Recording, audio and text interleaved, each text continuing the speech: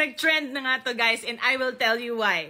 Nag-swimming na umaga hanggang hapon, nabilad sa araw, nasunog ang balat, pero after ilang days lang, parang walang nangyari. Posible ba yun? Sa comment section, natadtad na ng ganito. Ano po yung name ng soap? Sorry, hindi ko siya masyadong emphasize kasi I was just sharing yung experience ni Zoe sa sunburn. Hindi rin ako nakapaglagay ng yellow basket. Pero sige, share natin. So, nakakatawa kasi yung name ng sabon is Himalayan soap. Diba? Parang Himala kasi yan. Himalayan. And dahil hinahanap niyo kung saan mabibili, nag-investigate na ako kung ano yung legit na shop. Nilagay ko na sa TikTok shop ko para sa mga gustong bumili din. May nabasa pa akong ganito. Avid user of Himalayan soap. Yan yung pangalan ng soap, guys.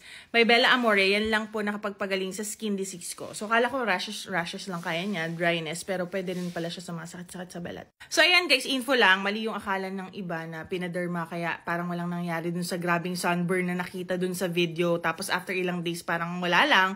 Hindi po yun pinaderma, talagang kinumbine ko lang